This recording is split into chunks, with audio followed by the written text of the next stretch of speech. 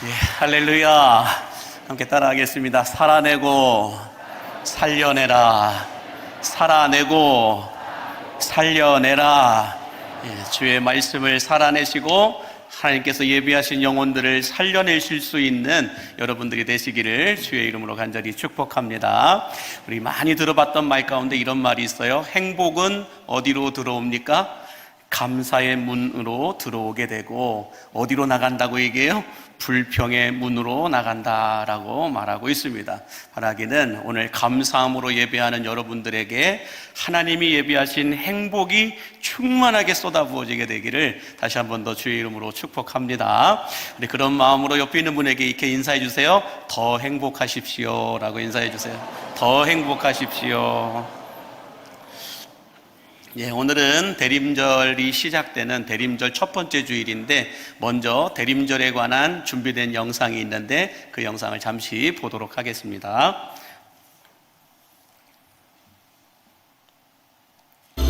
대림절. 대림절은 기다림의 절기입니다.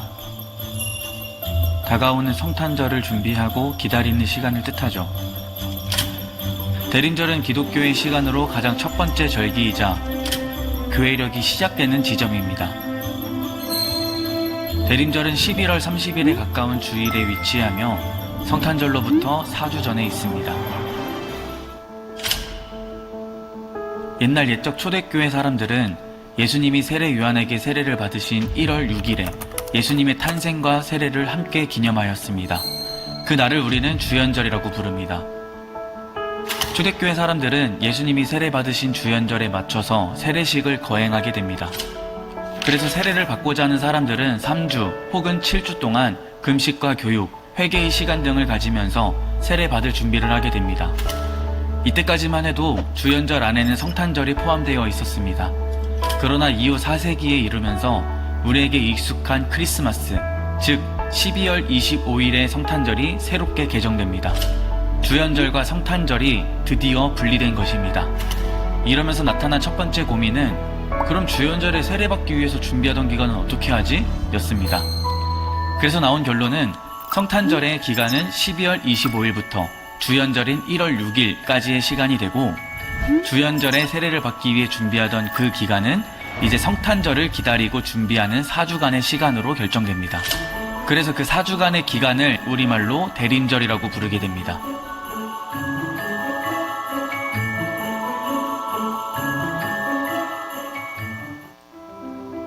대림절은 그리스도의 세 가지 오심에 대해 초점을 맞추고 있습니다.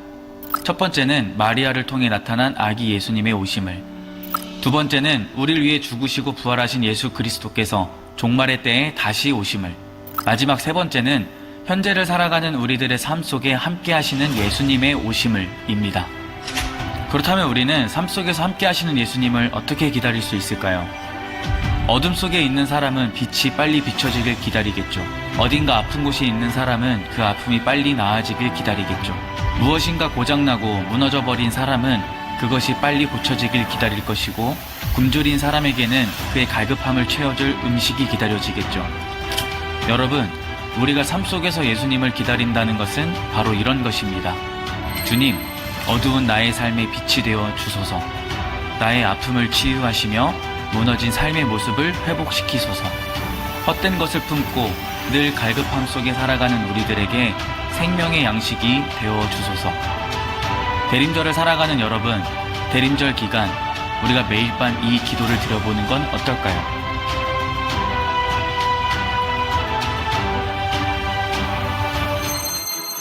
그리고 이번 대림절에는 아름다운 크리스마스 트리도 꾸미고, 일정한 기간을 정하여 금식과 절제를 실천하고, 올 한 해를 되돌아보며 잘못하고 반성할 점들을 찾아 회개하고, 갈등이 있는 친구들과는 화해하고, 사랑이 필요한 이웃들에게 사랑을 실천하는 그런 시간을 보내보시면 어떨까요? 그런 여러분들의 시간 가운데 그리스도의 오심을 경험하게 되길 축복하겠습니다. 여러분, 대림절이란 어떤 날인가요? 예수 그리스도의 탄생을 기념하는 이 성탄절 전 4주간을 가리켜 대림절이다라고 말합니다. 영상을 통해 보았듯이 대림절의 이 신학적 의미는 세 가지를 가지고 요약해 볼 수 있는데, 첫 번째는 예수님의 탄생을, 예수님의 성탄을 기쁨으로 기다리는 시간이다라고 말하고, 두 번째는 다시 오실 재림 예수님을 기쁨으로 기다리는 시간이다라고 말하고, 세 번째는 우리 삶 가운데 찾아오실 예수님을 기쁨으로 기다리는 시간이 대림절 기간이다라고 말하고 있습니다. 여러분, 이처럼 우리는 누군가를 기다리고 무언가를 기다릴 수 있다라고 하는 것은 그 자체가 이미 행복이다라고 말씀을 드릴 수 있는데요. 그래서 사람들은 기다림이라고 하는 이 울타리 안에서 오늘의 어려움을 이겨내기도 하고 내일을 기대하면서 인생의 페이지마다 행복이라고 하는 단어를 써내려가고 있다라고 말해도 괜찮을 것 같습니다. 여러분, 우리나라 헌법 제10조가 무엇입니까?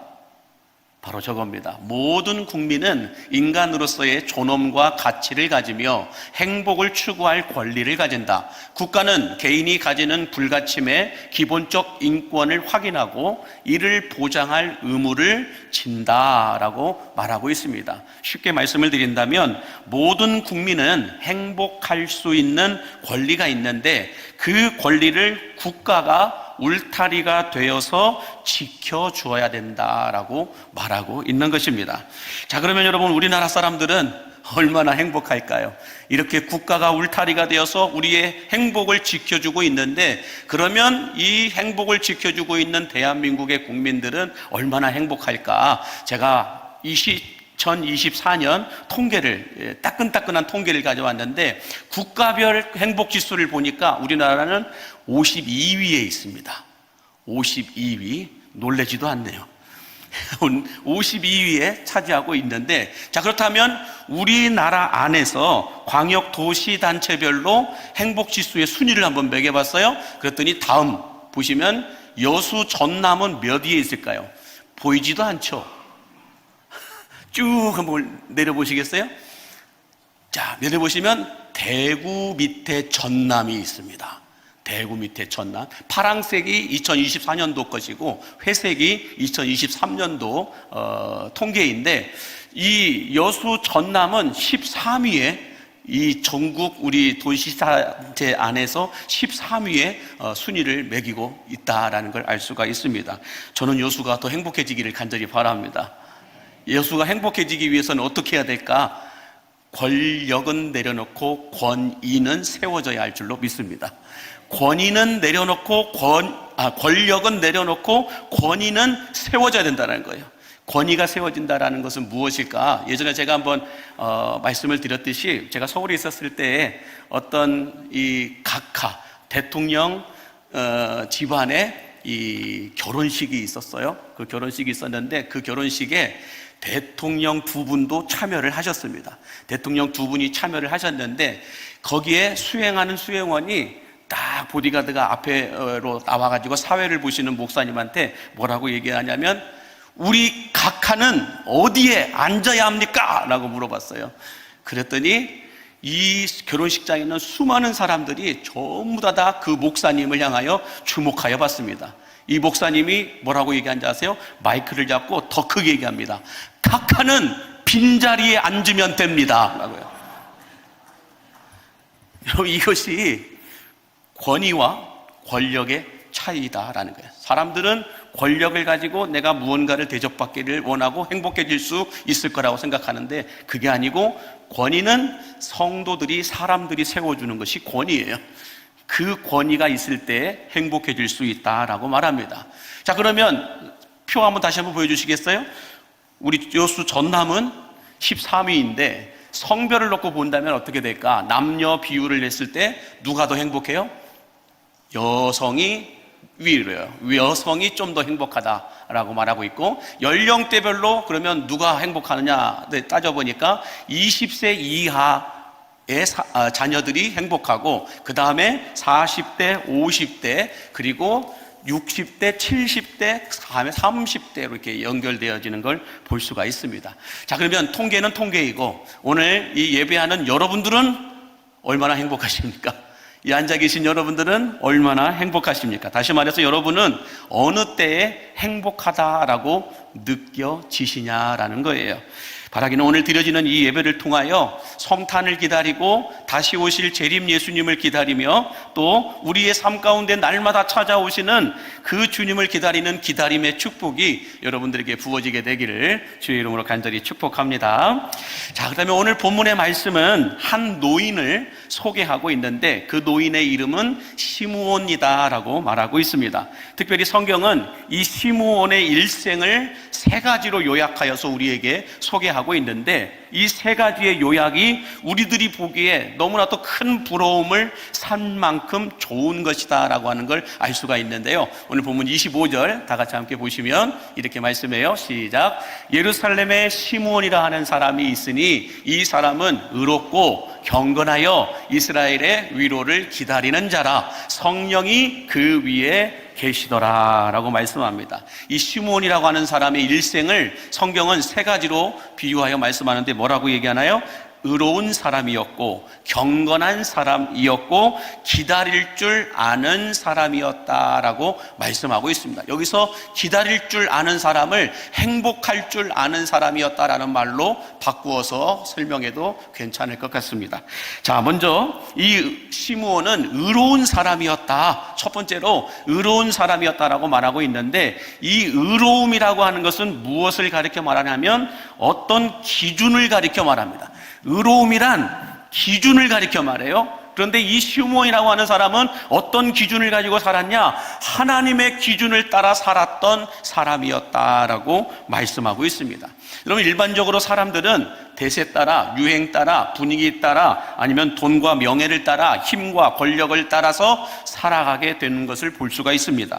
그러나 우리 크리스천들이 추구해야 될 삶은 어떤 삶이냐? 하나님의 기준을 따라 살아갈 때 인생의 페이지마다 참 행복했었다라고 하는 그런 단어들이 쓰여지게 됨을 여러분 믿으시기 바랍니다.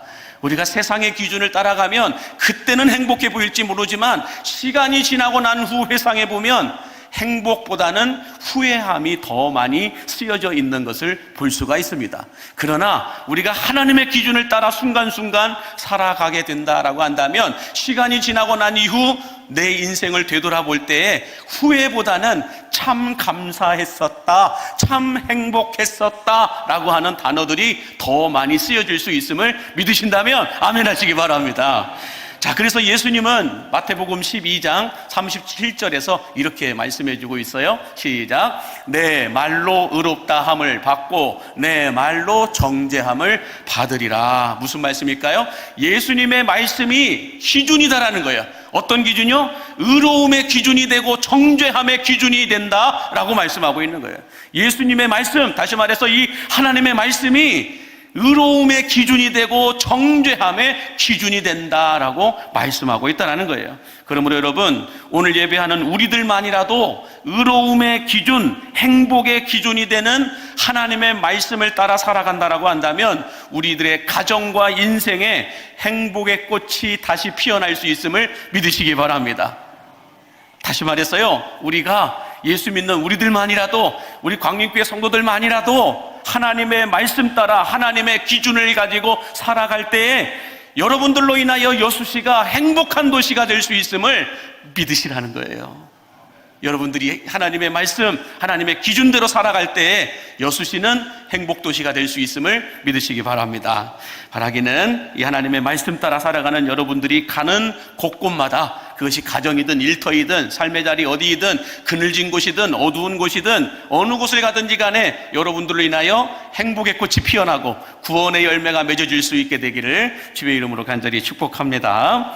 자, 두 번째로 이 시므온이라고 하는 사람은 어떤 사람이었냐? 경건한 사람이었다라고 말씀하고 있는데 여기서 우리가 주목해야 할 것은 경건이다라고 하는 단어예요. 이 경건이라고 하는 단어를 제가 이 헬라어 성경에 찾아보니까 두 가지 뜻을 갖고 있어요. 형용사로 표현했을 때는 트레스코스라고 얘기합니다. 그래서 신앙심이 좋은 사람, 독실한 사람, 이런 사람을 가리켜 트레스코스라고 얘기하는데 이것을 명사로 바꾸어서 설명을 하니까 트레스케이아라는 말로 이야기하는데 헌신되어지다, 다시 말해서 시므온이라고 하는 사람은 헌신되어진 사람이었다라고 해석하고 있는 겁니다.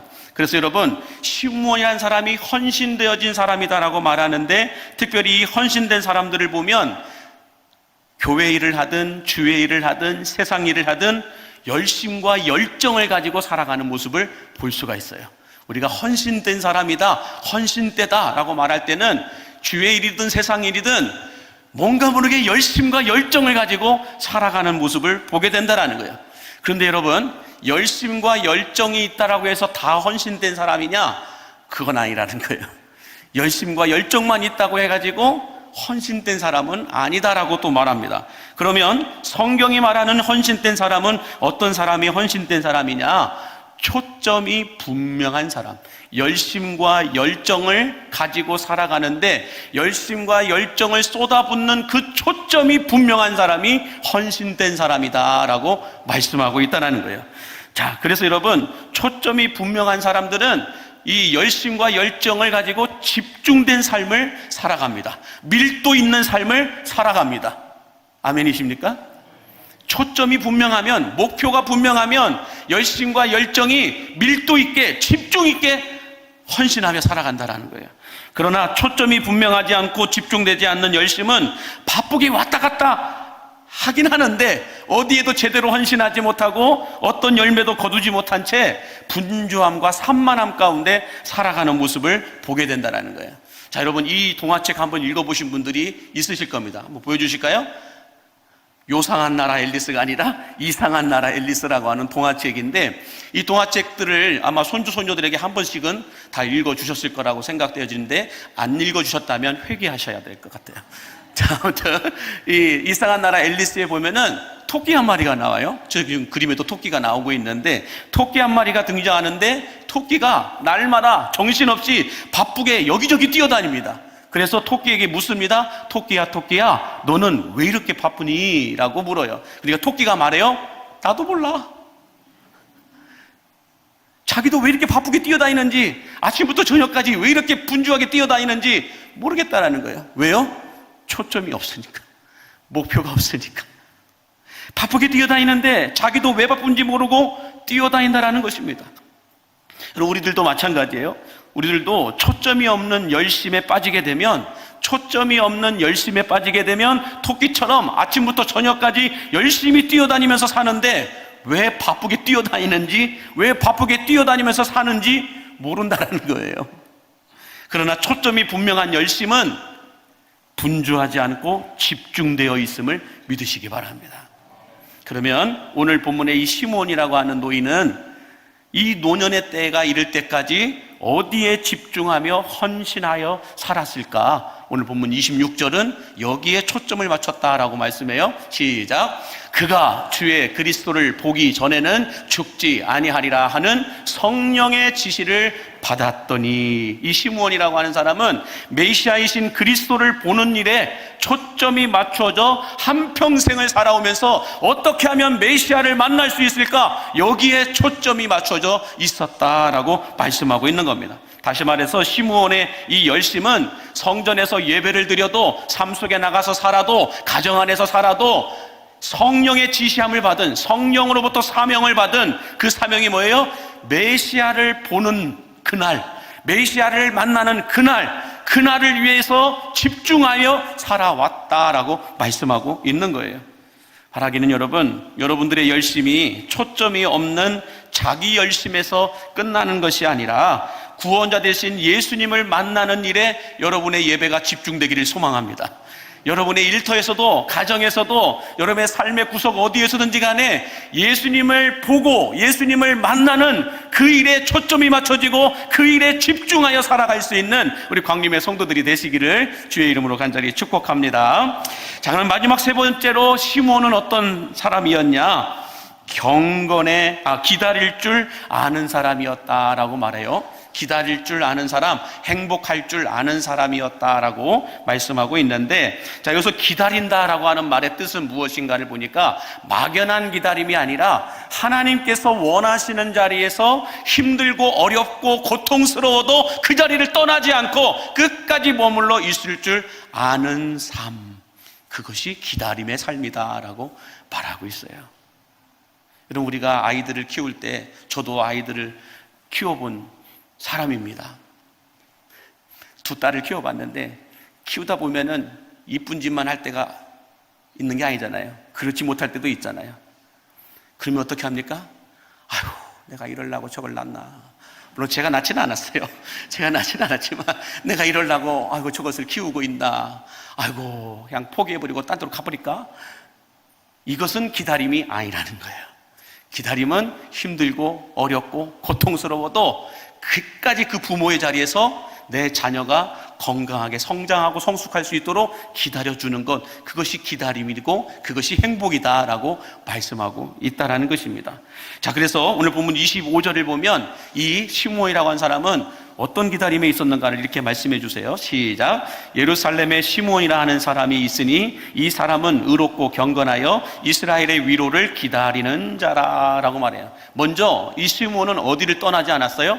예루살렘을 떠나지 않았다. 시므온은 예루살렘에 있었다. 예루살렘을 떠나지 않았다라고 말씀하고 있고, 또 막연한 기다림이 아니라 무엇을 기다렸다고 말합니까? 이스라엘의 위로를 기다리는 자였다라고 말씀하고 있습니다. 이 위로라고 하는 것이 무엇인지를 오늘 본문 27절에서 30절은 이렇게 말씀해 주고 있어요. 시작. 성령의 감동으로 성전에 들어가매 마침 부모가 율법의 관례대로 행하고자 하여 그 아기 예수를 데리고 오는지라. 시므온이 아기를 안고 하나님을 찬송하여 이르되 주제여 이제는 말씀하신 대로 종을 평안히 놓아 주시는도다. 내 눈이 주의 구원을 보았사오니 이는 만민 앞에 예비하신 것이요 이방을 비추는 빛이요 주의 백성 이스라엘의 영광이니이다 라고 말씀합니다. 여러분, 시므온이 기다린 이스라엘의 위로는 누구를 가리켜요? 바로 메시아이신 아기 예수님을 가리켜 이야기하고 있는 것입니다. 다시 말해서 아기 예수님을 통하여서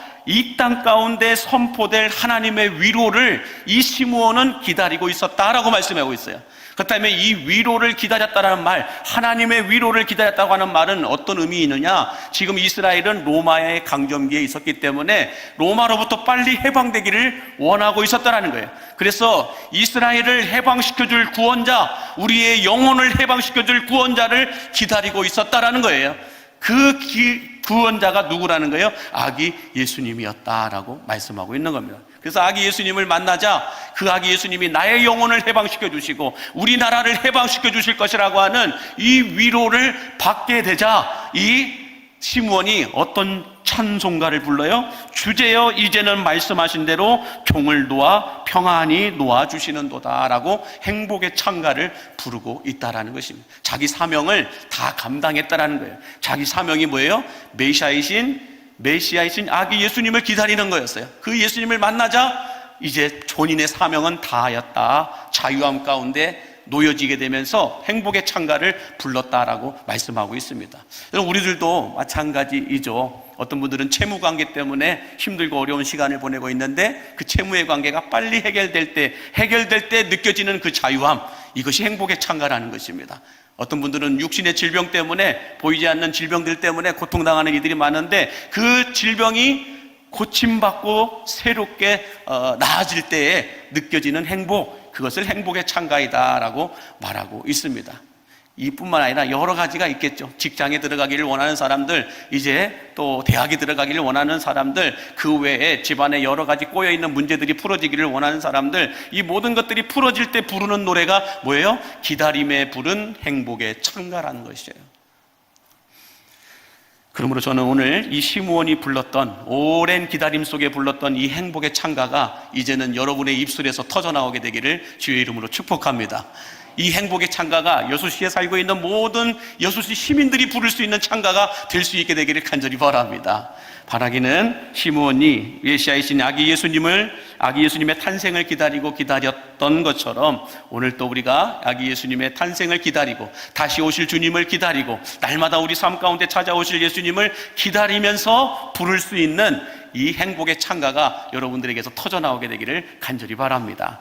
하긴 오늘 성찬식을 통하여서 이 행복의 창가가 다시 시작되어지는 복이, 다시 오실 예수님을 기념하고 기억하는 이 성찬식이 될 수 있기를 주의 이름으로 간절히 축복합니다. 우리 성찬위원들은 성찬을 준비해 주시기 바라고요. 함께 기도하겠습니다.